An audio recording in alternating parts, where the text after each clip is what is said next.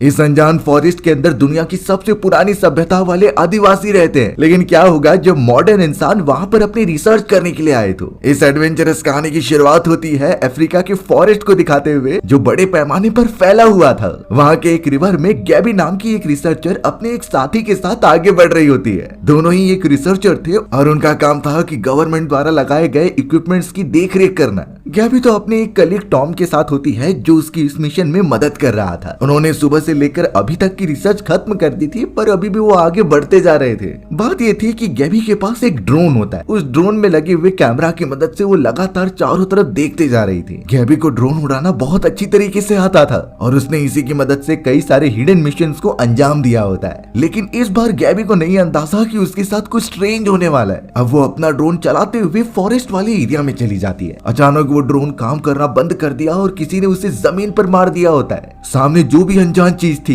सिर्फ कुछ ही सेकंड्स के लिए दिखाई गई और अब तो गैबी को अपने ड्रोन का सिग्नल भी मिलना बंद हो जाता है। गैबी एकदम से परेशान हो गई और टॉम से कहने लगी कि मेरा ड्रोन कहां पर गया। टॉम तो बेचारा उस नाव को चलाने में बिजी था तो उसने कुछ देखा ही नहीं। तो इसीलिए अब गैबी लगातार कहने लगी कि वो फॉरेस्ट में जाएगी अपने ड्रोन को ढूंढने के लिए। लेकिन टॉम इस बात पर साफ जवाब दे देता है कि हमें वहां नहीं जाना चाहिए। इन सारे रीजन के फॉरेस्ट बहुत ही ज्यादा खतरनाक है जहाँ पर आज तक जो भी गया वो किसी रीजन की वजह से वापस नहीं आया। लेकिन गैबी तो टॉम से कहने लगी कि मुझे मेरा ड्रोन किसी भी हालत में चाहिए। वो उसके दिल के बहुत ज्यादा पास था। तो इसीलिए अब टॉम गैबी की बातों को इनकार नहीं कर सकता था। तो वो उसे बताता है कि वो अपनी थोड़ी रिसर्च करके आ रहा है, कुछ ही समय में वो इसी जगह पर वापस मिलेंगे। गैबी को भी ये बात समझ गई, इसीलिए वो नाव से उतरकर सीधा फॉरेस्ट वाले एरिया में जाने लगी। टॉम भी अपने कुछ इक्विपमेंट्स लेकर दूसरी तरफ निकल जाता है। गैबी तो लगातार ड्रोन को ढूंढ रही थी पर डीप फॉरेस्ट में हमें कुछ अनजान चीजें दिखाई गई। यानी हम वहाँ पर कुछ लोगों को देख रहे होते हैं जो उसी फॉरेस्ट में रहते थे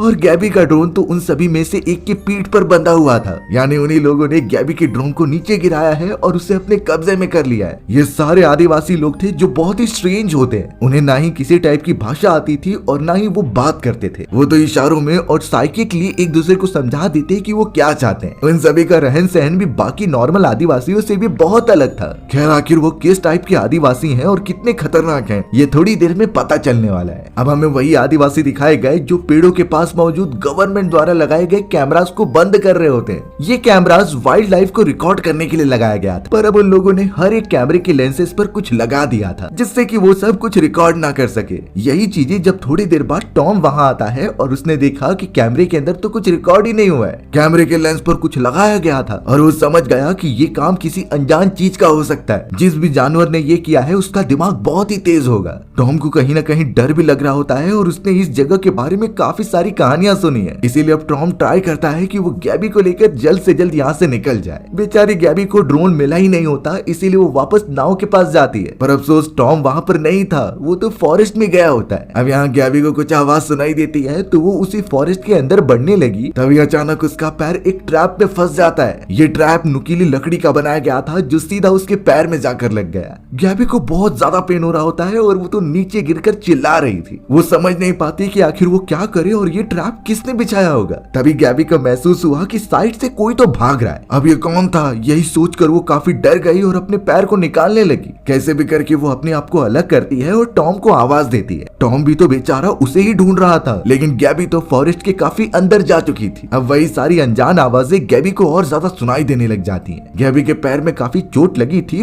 फिर भी वो उस आवाज का पीछा करती है। अब तो वहाँ पर एक अजीब ही चीज हो गई क्योंकि उस फॉरेस्ट की थोड़ी ही दूरी पर एक रेड कलर की रोशनी मिलती है। ये रोशनी मानो गैबी को अपनी तरफ अट्रैक्ट कर रही हो। गैबी इन्हीं रीजंस की वजह से सीधा उस रेड रोशनी की तरफ बढ़ने लगी। धीरे धीरे ट्रेवल करते हुए आखिरकार वो उस प्लेस पर पहुंच गई थी पर अब रेड रोशनी के साथ साथ हवा में कुछ तो उड़ रहा होता है जो सीधा गैबी के बॉडी में चला गया था। अगले ही मोमेंट में मानो गैबी एकदम से हिप्नोटाइज हो गई हो, मानो गैबी का शरीर उसके कंट्रोल में ही नहीं था। ये कौन सी अनजान एक्स्ट्रा टेरिटोरियल चीज है जो इस फॉरेस्ट में इतने सालों से मौजूद है। ये सारे के सारे रहस्य ऐसे ही पड़े रह जाते हैं। अब दूसरी तरफ टॉम भी लगातार गैबी को आवाज देते हुए अंदर आ रहा था। टॉम फिलहाल गैबी के पैरों के निशान को फॉलो करता है ताकि वो उस तक पहुंच जाए बट प्रॉब्लम की बात ये हो गई कि टॉम एक दलदल में फंस गया था। कैसे भी करके वो अपने आप को निकाल तो लेता है लेकिन उसे ऐसा महसूस हुआ कि एक पेड़ के पीछे कोई तो खड़ा हुआ है। ये जानने के लिए टॉम उसे आवाज देकर बुला रहा था लेकिन थोड़ी देर तक तो वो चीज वहीं पर खड़ी रही बट जब वो बाहर निकलती है तो टॉम एकदम दंग रह गया। ना ही वो कोई जानवर लग रहा था और ना ही कोई इंसान। उस अनजान चीज का पूरा पूरा शरीर एकदम से मुड़ा हुआ था।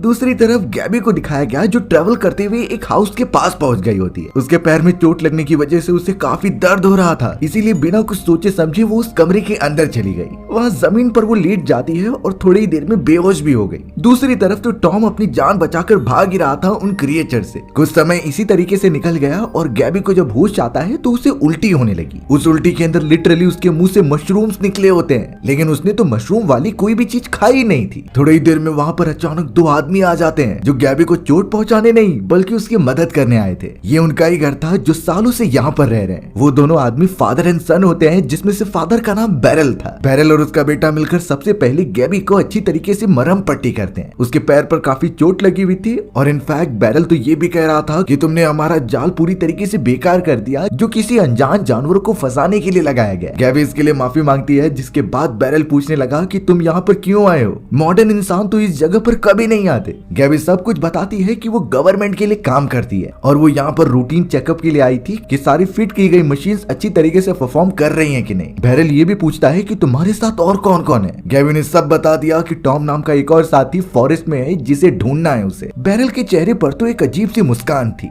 आखिर आगे चलकर वो इन दोनों के साथ क्या करने वाले हैं ये बहुत ही स्ट्रेंज होने वाला था। बैरल और उसका बेटा साथ में बैठकर कई सारे कीड़े मकोड़ों और मांस खाते हैं और गैबी को भी ऑफर करते हैं, लेकिन गैबी इस तरीके से कच्चा मांस तो नहीं खा सकती थी, इसीलिए वो खाना खाती ही नहीं और बैरल और उसका बेटा अजीब तरीके की प्रेयर कर रहे थे। टॉम बेचारा अभी भी फॉरेस्ट में ही फंसा हुआ होता है उस अनजान चीज के साथ जिसके पूरे बॉडी पर अजीब तरीके के मशरूम्स लगे हुए थे। कहीं से भी वो इंसान लग नहीं रहा था और लगातार टॉम का पीछा करते रहता है। टॉम ने ऐसी खौफनाक चीज पहली बार देखी होती है तो वो दुम दबाकर वहाँ से भागने लगा। टॉम तो बहुत ही जल्द से जल्द वहाँ से दूर भाग रहा था, पर उसे नहीं आइडिया कि जो मशरूम वाला क्रिएचर उसके सामने आया है उसके मुंह के अंदर से कुछ तो निकल रहा है। ये वैसे ही छोटे छोटे पोर्स थे जिसे गैबी ने शुरुआत में एक्सपीरियंस किया था, यानी वो रेड रोशनी वाले एरिया में। टॉम तो वहाँ से निकलते हुए एक बड़े से पेड़ के पीछे छुप गया, ये सोचते हुए कि वो बच जाएगा, बट उसे नहीं पता कि हवा में कुछ ऐसे पार्टिकल्स हैं जो उसकी बॉडी में लगातार एंटर कर रहे हैं। साथ ही साथ वो जिस पेड़ के पीछे छुपा हुआ था लग रहा होता है कि वो पेड़ जिंदा है। उसकी जड़ें तो टॉम की बॉडी को टच करती जा रही थी। थोड़ी ही देर के अंदर अंदर हमें टॉम का चेहरा दिखाया गया जिसके बॉडी पर बहुत सारे मशरूम्स उगने लगे थे, यानी फॉरेस्ट में मौजूद वो जो कोई भी एंटिटी है वो टॉम पर असर करने लगी है। वहाँ घर के अंदर गैबी की भी हालत कुछ खास नहीं थी। उसे ऐसा फील होता है कि उसकी बॉडी उसके पास है ही नहीं। वो जब सो रही थी तो उसके पैर के घाव पर कोई चीज आकर लगाता है। ये वही ब्लैक सब्सटेंस था जिसे कि हमने शुरुआत में कैमरे के ऊपर लगाते हुए देखा था।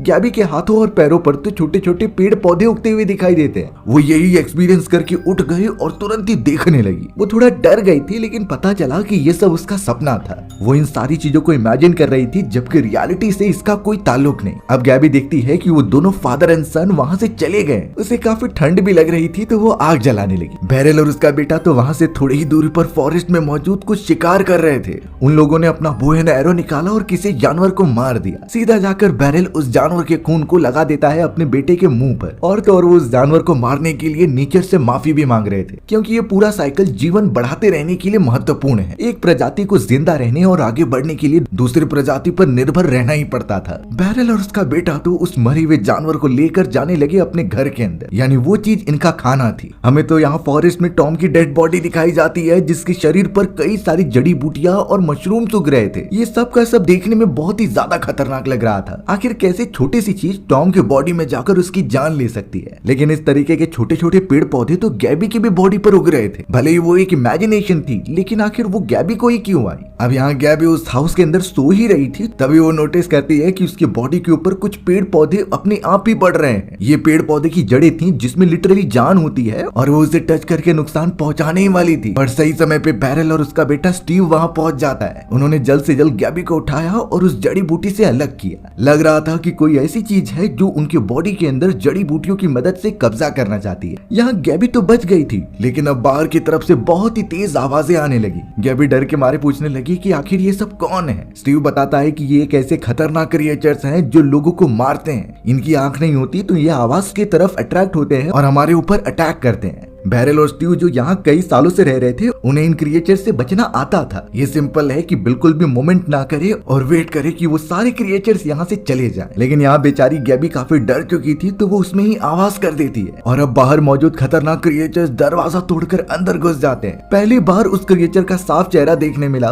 जिसके आंख नहीं थे और पूरी बॉडी पर फंगस और कई टाइप के मशरूम्स उगे होते हैं। इनकी बॉडी इतनी लचीली थी कि वो किसी भी तरीके से मुड़ जाती। अब वो खतरनाक क्रिएचर्स उनकी मूवमेंट को देखते हुए उन पर अटैक करते हैं, लेकिन स्टीव और बैरल वहां पर मौजूद थे। वो गैबी की प्रोटेक्शन करते हैं और बड़ी चालाकी से उन सभी को मारने लगते हैं। पर अब बाहर की तरफ से और ज्यादा आवाजें आ रही थी, यानी इन सारे क्रिएचर्स की क्वांटिटी बढ़ते जा रही है। अगर वो जितना आवाज करेंगे तो ये क्रिएचर उतना ही अट्रैक्ट होंगे। वो दोनों तो गैबी को समझा रहे थे कि तुम सिर्फ एक जगह पर खड़ी रहो, तुम्हें बिल्कुल भी हिलना नहीं है। बट गैबी इतनी सारी अनजान चीजों को एक साथ देखकर काफी पैनिक हो रही थी। स्टीव और बैरल तो जितने हो सके उतने क्रिएचर्स को मारते हैं, लेकिन एक क्रिएचर लगातार गैबी की तरफ बढ़ता रहता है उसे मारने के लिए। हालांकि उन दोनों ने दरवाजा बंद कर दिया था, पर अब उसी मौके का फायदा उठाकर स्टीव उस क्रिएचर के पीछे आता है और उसका अपनी चाकू से गला काट देता है। बैरल भी अपनी बेटे की मदद कर रहा था, जिससे आखिरकार वो गैबी को बचाने में कामयाब हो जाते हैं। गैबी एकदम से डर चुकी थी, पर अब स्टीव नोटिस करता है कि गैबी के कंधे पर उन्हीं क्रिएचर्स का थोड़ा सा खून मौजूद है। स्टीव तुरंत ही गैबी के पास पहुंचा और उसके सारे कपड़े उतारकर सारे खून लगे हुए धब्बे को अच्छे से साफ करने लगा। गैबी पूरे प्रोसेस की वजह से काफी थक गई थी, तो वो वहीं बेहोश हो जाती है। थोड़ी देर तक आराम करने के बाद जब गैबी को होश आया तो सामने की तरफ बैरल बैठा हुआ था। गैबी पूछती है कि आखिर वो खतरनाक क्रिएचर्स कौन थे। तब जाकर बैरल रियलिटी रिवील करता है कि ये सब कई सालों से यहाँ पर मौजूद हैं। ये क्रिएचर्स पहले इंसान ही हुआ करते थे, लेकिन फॉरेस्ट में जो एक अजीब टाइप के फंगस और जड़ी बूटियां हैं, उन्होंने इंसानों को मारकर उनकी बॉडी को अपना होस्ट बना लिया। यानी वो सब हम ह्यूमंस की बॉडी में जाकर हमें कंट्रोल करते थे। वो खतरनाक फंगस तो पृथ्वी की शुरुआत होने से पहले ही थे, लेकिन जमीन के अंदर दफन होते, और अब किसी रीजन की वजह से अचानक ही वो सब फंगस बाहर निकलने लगे। बैरल ने जब यहाँ गैबी को अच्छी तरीके से समझा दिया तो वो सभी सोने के लिए चले गए। अब यहाँ सोते हुए गैबी को अजीब तरीके का सपना आता है, जिसमें वो अपने आप को फॉरेस्ट के बीचों बीच पा रही थी। उसके ठीक सामने एक अजीब तरीके का पेड़ होता है। ऐसा लग रहा था कि वो पेड़ उसे आवाज दे रहा है ताकि वो उसके अंदर चले जाए। तभी अचानक सपने में गैबी के गले पर उसी फंगस वाले क्रिएचर ने हमला कर दिया। वो इतना बुरी तरीके से गैबी को मारता है कि वो सह नहीं पाती। गैबी तुरंत ही उठ जाती है और स्टीव को अपने सामने बैठा हुआ देखकर एकदम रिलैक्स फील करती है। एट द एंड बैरल और स्टीव ही थे जो उसकी प्रोटेक्शन कर रहे होते हैं। अब गैबी ने जल्द से जल्द अपना मोबाइल फोन निकाला और स्टीव को दिखाया। उसके अंदर वो कई सारी फोटोग्राफ्स ले रही थी और स्टीव को स्मार्टफोन के बारे में कई सारी बातें बताती है। स्टीव तो देखकर बहुत ही चौंक गया, क्योंकि उसने पहली बार ऐसी डिवाइस देखी होती है। थोड़ी देर में जब बैरल वहां पहुंचा तो वो गैबी के स्मार्टफोन को उठाकर फेंक देता है। वो नहीं चाहता था कि ये सारी मॉडर्नाइजेशन के बीच में हम फंस जाएं। इनफैक्ट बैरल ने तो अपने बेटे स्टीव को अलग रहने के लिए कहा गैबी से, क्योंकि गैबी मॉडर्न जमाने की मॉन्स्टर हो सकती है जो यहाँ पर हमें मारने आई होगी। वो दोनों बाहर चले गए थे और गैबी अपने टूटे हुए स्मार्टफोन के टुकड़ों को जोड़ने लगी। थोड़ी देर बाद हमें एक शॉकिंग बात पता चली कि बैरल उसी पेड़ के सामने जाकर खड़ा है जो सेम टू सेम गैबी के सपने में आया था। उस बड़े से पेड़ के बीच में एक छोटा सा छेद होता है, जिसमें पता नहीं क्यों बैरल अपना थोड़ा सा ब्लड गिरा रहा था। ऐसा करते ही उस पेड़ के अंदर अजीब तरीके के पोर्स निकलने लगे और लिटरली वहां पर तो कई सारे छोटे छोटे मशरूम्स थे जो शायद उन्हीं क्रिएचर से जुड़े हुए हैं। मानो पेड़ के अंदर एक अलग ही दुनिया बन रही है। अब बैरल उसके अंदर से 2 मशरूम निकाल लेता है और अपने बेटे दोनों को खिलाता है। ये आखिर वो किस पर्पस से कर रहा था ये अभी आगे पता चलेगा। भले ही वो दोनों अपना पेट भरने के लिए मशरूम खा रहे हैं, पर अगर कभी इस कंडीशन में हम फंस जाएं और हमें पता करना हो कि ये मशरूम खाने लायक है भी कि नहीं, क्योंकि बहुत सारे लोग तभी गलती करते हैं कि वो जहरीले मशरूम खा लेते हैं। तो एनिमल किंगडम के एक्सपर्ट्स द्वारा, जिन्होंने इस पर बहुत कड़ी रिसर्च की है, उनकी टेक्निक्स को फॉलो करके हम इजीली आइडेंटिफाई कर सकते हैं कि ये मशरूम खाने लायक है कि नहीं। तो ये बात सिंपल है कि अगर कोई मशरूम का कलर बहुत ही ज्यादा दिख कर आ रहा है या फिर व्हाइट को छोड़कर काफी ज्यादा ब्राइट है, तो हमें समझ जाना है कि वो मशरूम पॉइजनस है। पॉइजनस मशरूम का कलर एकदम अलग होता है और उनके व्हाइट गिल्स होते हैं, यानी मशरूम के एम्ब्रेला शेप के नीचे वाला हिस्सा जो पूरी तरीके से व्हाइट होता है। साथ ही साथ अगर हम पॉइजनस मशरूम को पूरी तरीके से तोड़ेंगे तो उसके अंदर से मिल्की फ्लूइड निकलता है। और तो और अगर हम पॉइजनस मशरूम के ऊपर कोई भी चोट पहुंचा दे तो उसका रंग कुछ देर में चेंज हो जाता था। यानी इस तरीके से आइडेंटिफाई कर सकते हैं कि मशरूम पॉइजनस है कि नहीं। वहीं दूसरी तरफ अपना पेट भरने के लिए उन मशरूम को ढूंढना हो जो खाने लायक हो, तो खाने वाले मशरूम का कलर मोस्टली व्हाइट या फिर लाइट ब्राउन होता है वो कभी भी रेड, ग्रीन या फिर रंग बिरंगे नहीं होते। उनके अंदर स्टेम स्मूथ होते हैं और बिल्कुल भी ज्यादा स्मेल नहीं होती, और ये ज्यादातर सॉइल या फिर वुड के ऊपर उगते हैं। इस तरीके से आइडेंटिफाई करके खाने पर तो हमें उससे कोई खतरा नहीं हो सकता। कुछ मशरूम है जैसे ऑयस्टर मशरूम, मोरेल्स या फिर चेंट्रेल्स, ये सारे के सारे खाने वाले मशरूम्स हैं जिसे आइडेंटिफाई करके हम अपना पेट भर सकते हैं। लेकिन बैरल और स्टीव जो मशरूम खा रहे थे वो शायद कुछ अलग ही है। अब हमें घर की तरफ दिखाया गया जहाँ पर गैबी एक अजीब तरीके की बुक पढ़ रही थी। ये बुक तो बैरल ने लिखी थी, और थोड़ी देर में जब वो दोनों वहाँ पहुँचते हैं तो बैरल ने देखा कि गैबी उसकी बुक पढ़ रही है, लेकिन उस पर रिएक्ट करने के बजाय वो नोटिस कर पा रहे थे कि गैबी के बॉडी पर वही मशरूम उग रहे हैं। गैबी बहुत ही ज्यादा पैनिक होकर उस मशरूम को हटा देती है। बैरल तो स्टीव की तरफ देखते हुए यही इशारा करता है कि शायद अब वो पूरी तरीके से इन्फेक्टेड हो गई है, गैबी को ठीक करना होगा, नहीं तो वो और ज्यादा बीमार होती जाएगी। बैरल तो गैबी को सीधा सलाह देता है कि तुम इस फॉरेस्ट से दूर भाग जाओ। आज तक इस फंगस का इलाज कोई नहीं ढूंढ पाया है। पर ये सारी बातें स्टीव को अच्छी नहीं लगती, क्योंकि वो थोड़े ही समय में गैबी को पसंद करने लगा था। उसे गैबी के साथ रहना अच्छा लगता, और इस तरीके से वो उसे मरने तो नहीं दे सकता। गैबी ने भी जाने का डिसाइड कर लिया था, क्योंकि उसके पास कुछ ऑप्शन नहीं होता। बैरल उसे बार बार फोर्स कर रहा होता है कि तुम यहाँ से नहीं गई तो हम भी मारे जाएंगे। बेचारी गैबी के पास कुछ ऑप्शन नहीं था, तो वो अपने सारे सामान इकट्ठा करने लगी। स्टीव भी नहीं चाहता था कि गैबी जाए, बट उस फंगल वायरस से बचने का कोई और तरीका ही नहीं है। अब गैबी यहाँ बैरल के साथ फॉरेस्ट में मौजूद थी, तो उसे वही सारी आवाजें सुनाई देती है। धीरे धीरे वो आवाजें बढ़ती जाती है, जिससे गैबी का सर दर्द देता है। तभी अचानक उसे वो सारे कैमरास दिखे जो पेड़ों पर लगाए गए थे। उनमें से एक कैमरे को गैबी ने अपने पास रख लिया था ताकि आगे काम आए। अब बैरल के साथ थोड़ा और आगे का सफर तय करने के बाद गैबी एकदम शॉक रह गई अपने ही फ्रेंड टॉम की बॉडी को देखकर। वो पेड़ के साइड में सोया हुआ था और उसके पूरे शरीर पर मशरूम उगे होते हैं। ये इतने ज्यादा दर्दनाक थे कि अब तो टॉम की आंखें भी सफेद हो चुकी थी। गैबी डरते हुए जब अपने फ्रेंड टॉम को हाथ लगाती है तो पता चला कि टॉम अभी तक मरा नहीं है। उसके सिर्फ बॉडी पर कई सारे मशरूम सूख गए थे और बहुत ज्यादा वो दर्द में था। टॉम तो गैबी से बार बार कहता है कि तुम मेरी जान ले लो और मुझे इन सारी चीजों से छुटकारा दिलाओ,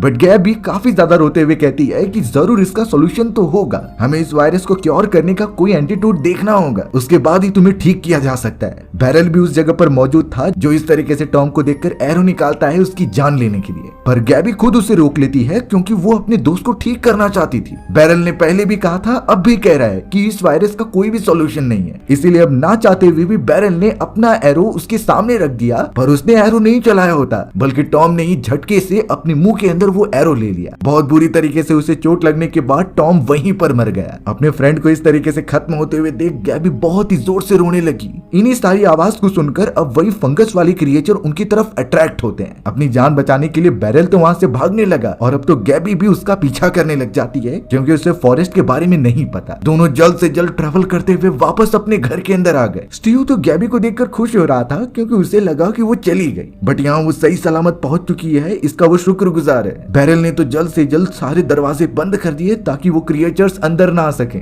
लकीली वो सब काफी दूर निकल गए थे, तो क्रिएचर्स उन्हें पकड़ नहीं पाएंगे। अब यहाँ रात हो चुकी थी, और गैबी जब उठती है तो उसके पैरों पर भी वही सारे फंगस और मशरूम्स उग रहे थे, यानी उसके ऊपर इन्फेक्शन का असर और ज्यादा बढ़ने लगा है। गैबी फिर से बैरल से पूछती है कि आखिर इसका सोल्यूशन तो होगा ही, क्योंकि अगर ये फंगस पूरी तरफ फैला हुआ है तो तुम दोनों किस तरीके से इससे सेफ बचे हुए हो। बैरल गैबी की तरफ एकदम गुस्से में देखता है, लेकिन उसे कुछ कहता नहीं। वो वहाँ से कुछ सामान लेकर बाहर चला गया। गैबी को कुछ तो शक हुआ, इसीलिए वो डायरेक्टली स्टीव से जाकर पूछती है। वो सिर्फ इतना कह रही थी कि तुम्हारे फादर रात के समय पर कहाँ जाते हैं। स्टीव का सिंपल जवाब था कि वो हमेशा की तरह प्रेयर करने जा रहे हैं। अब ये किस टाइप की प्रेयर थी हमने देख ही लिया था, पर यहाँ गैबी के पूछने पर स्टीव कोई भी डिटेल बातें उसे नहीं बताता। गैबी तो उसकी मदर के बारे में भी बात करती है, पर स्टीव ने ये बोला कि मेरी मदर फॉरेस्ट में ही है और वो जिंदा है, लेकिन इसके आगे स्टीव कोई भी इंफॉर्मेशन नहीं दे सकता था। कहीं न कहीं गैबी अब ट्राई कर रही थी कि वो स्टीव को अपनी जाल में फंसा ले और सब कुछ पता कर ले कि यहाँ पर क्या हो रहा है। वो तो उसे अपने साथ शहर में लेकर जाने की बात करती है, जहाँ स्मार्टफोन की तरह कई सारी टेक्नोलॉजीज हैं, पर स्टीव इसके लिए मना कर देता है। उसने ये बताया कि मेरे फादर ने कहा है कि एक दिन सब कुछ खत्म हो जाएगा, सारे इंसान इस तरीके से मारे जाएंगे कि सभी को इसी फॉरेस्ट में आना पड़ेगा, और मैं और मेरे फादर लकी हैं, क्योंकि हम किसी भी तरीके से नेचर को नुकसान नहीं पहुंचाना चाहते। हमें तो बैरल ही दिखाया गया जो उसी ट्री के सामने अपनी रिचुअल कर रहा था, यानी हमेशा की तरह वो थोड़ा सा खून गिराते हुए उसके अंदर से मशरूम मशरूम लेता है और अपने बेटे के साथ साथ खुद भी वो मशरूम खा लेता है। कहीं ना कहीं इस मशरूम और रिचुअल के कारण ही वो दोनों अभी तक सेफ बचे हुए थे। गैबी तो बेचारी घर पर ही होती है और वो देख पा रही थी कि उसके पैर और बॉडी पर मशरूम की तादाद बढ़ती जा रही है, यानी अगर कुछ किया नहीं गया तो उसकी भी हालत उसके फ्रेंड टॉम जैसी हो जाएगी। अब दूसरी तरफ बैरल और स्टीव अपने रिचुअल करके आ ही रहे थे, पर यहाँ बैरल नोटिस करता है कि उसका बेटा स्टीव बहुत ही तेजी से घर की तरफ जा रहा है। स्टीव तुरंत ही वहाँ पर पहुंचकर किस कर लेता है गैबी को, लेकिन पता चला कि उसके मुंह में वही मशरूम था जो उसके फादर ने दिया होता है। गैबी भी ये समझ जाती है जिससे कि उसने वो मशरूम खा लिया था। बैरल वहाँ पहुंचकर सब कुछ जान चुका था और उसे अपने बेटे स्टीव पर विश्वास नहीं होता कि वो खुद ठीक होने के बजाय गैबी को ठीक करने लगा है। गैबी ने जैसे ही वो मशरूम खाया तो वो अपनी बॉडी में चेंजेस नोटिस करती है। जो मशरूम पहले से बाहर निकले हुए थे वो अब कम हो जाते हैं और धीरे धीरे गायब होने लगे। यानी अब ये कंफर्म हो चुका था कि जो मशरूम स्टीव ने दिया है वही इस वायरस का एंटीडोट है। बैरल ने जब गैबी को यहाँ से जाने के लिए कहा तो गैबी कहती है कि मैं यहीं रहना चाहती हूँ। वो यहीं पर उन सभी के साथ रहेगी और यहाँ के तौर तरीके सीखेगी। गैबी को भी पता था कि शहर में इस बीमारी का कोई इलाज नहीं, अगर एक बार ये बीमारी हो गई तो शायद उसका मरना तय है, तो सबसे अच्छा वो यहीं पर रहकर अपना गुजारा करे। बैरल शुरुआत में गुस्सा तो होता है, लेकिन बाद में अपने बेटे की खुशी के लिए वो मान गया था। स्टीव और गैबी तो काफी अच्छा टाइम स्पेंड कर रहे थे और स्टीव ने तो उसे रहन सहन की तकनीक भी सिखाई। वो उसे शिकार करने से लेकर हर एक बात बताता है जिससे कि फॉरेस्ट में सरवाइव कर सके। यहाँ तक कि स्टीव ने गैबी को वो पेड़ भी दिखाया जिसकी वो पूजा करते थे और उसके अंदर से वो एंटीडोट वाला मशरूम निकालते थे। गैबी एकदम से चौंक गई क्योंकि इसी अनजान पेड़ को तो उसने अपने सपने में भी देखा था। आखिर ये कैसे कनेक्टेड है उससे? तो इसीलिए कुछ समय बाद गैबी बैरल से कहती है कि उसे भी उनके साथ रिचुअल में शामिल करे। बैरल तो सिर्फ अपने बेटे की वजह से शांत बैठा था, नहीं तो वो गैबी को अपने फैमिली में शामिल नहीं करना चाहता। अब यहाँ सारे सामान इकट्ठा करने पर रात के समय वो गैबी को अपने रिचुअल में शामिल करना चाहते हैं। उन्होंने गैबी के बॉडी पर कई सारे ब्लड लगा दिए जो जानवरों के थे, यानी अब वो शुरुआत कर चुके थे इस खतरनाक फॉरेस्ट के रिचुअल की।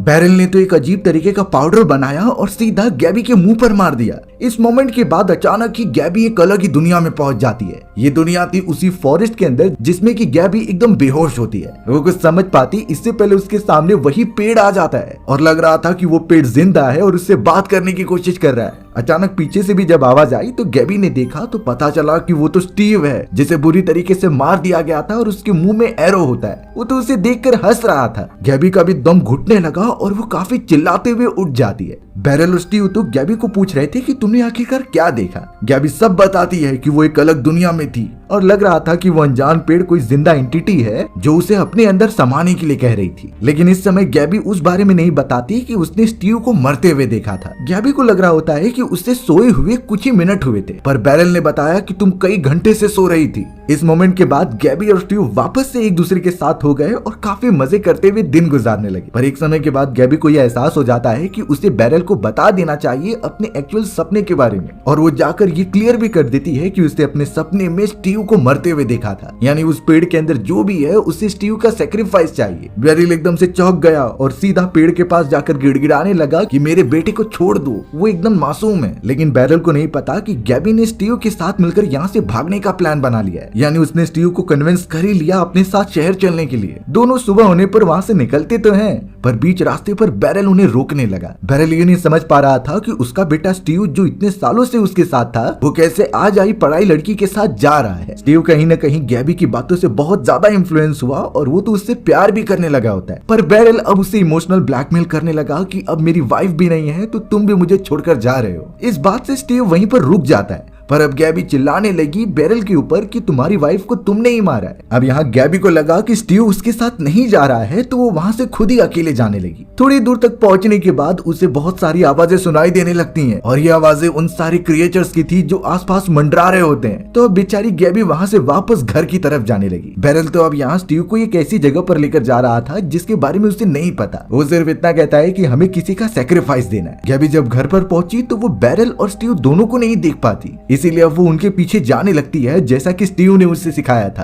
अब उसी पेड़ के पास पहुंचने पर बैरल बताता है कि इस पूरे फॉरेस्ट को तुम्हारा सेक्रीफाइस चाहिए। बैरल ने अपने ही बेटे को नीचे गिरा दिया और उस पर हमला करने लगा। पेड़ों की जड़ें एकदम जिंदा होकर उसके हाथ को पकड़ लेती हैं जिससे कि स्टीव हिल नहीं पा रहा था। यानी बैरल अब स्टीव को जान से मार देगा। गैबी यहाँ स्टीव की आवाज सुनते हुए उसे फॉलो कर रही थी, पर कई सारे क्रिएचर्स ने उस पर हमला किया था। अच्छी बात थी कि उसने बो एंड एरो चलाना सीख लिया था तो वो उन्हें मारते हुए आगे बढ़ती है। पेड़ की जड़ें तो गैबी पर भी हमला कर रही थी, पर उनसे कैसे भी बचकर वो तीर चला देती है बैरल के ऊपर। पर फिर भी वो गैबी पर हमला करता है, लेकिन स्टीव पीछे से आकर अपने ही फादर को पीछे ढकेल रहा था। वहाँ पर काफी हीटअप मोमेंट क्रिएट हो जाता है और सभी एक दूसरे से लड़ रहे थे। स्टीव ने एक क्रिएचर को मारकर गैबी की जान बचाई और वहाँ से जाने का डिसाइड किया। स्टीव ने कैसे भी अपने फादर को ही स्टैप कर दिया और उसे वहीं मरने के लिए छोड़ दिया था। अब क्रिएचर्स वहाँ पर पहुंच गए थे, तो इसीलिए वो दोनों भागकर कमरे में आ जाते हैं। लेकिन अब गैबी बैरल द्वारा लिखी गई उस किताब को जब पढ़ती है तो उसके अंदर एक सीक्रेट रिवील हुआ। पेड़ जो कि चारों तरफ इन्फेक्शन फैला रहा था वो कोई और नहीं बल्कि स्टीव की खोई हुई मदर होती है। इन्फेक्शन इतना फैल गया था कि गैबी की पूरी बॉडी पर मशरूम्स उग गए होते हैं। उसने स्टीव को कह दिया था कि तुम मुझे मार दो, और बेचारे स्टीव को ये करना ही पड़ा। अंत में स्टीव अपनी मदर यानी कि उस पेड़ के पास खड़ा रहता है और वो तो उसे कुछ कहना चाहती थी, बट हमारी कहानी ऐसे ही खत्म हो जाती है। सो व्यूअर्स, आपको ये स्टोरी कैसी लगी कमेंट सेक्शन में बताना भूलना मत। और अगर आपको मेरा एक्सप्लेनेशन 1% भी अच्छा लगा होगा ना, तो वीडियो को लाइक एंड चैनल को सब्सक्राइब जरूर कर देना। मिलते हैं इसी तरीके की मजेदार वीडियोस में, तब तक के लिए बाय बाय।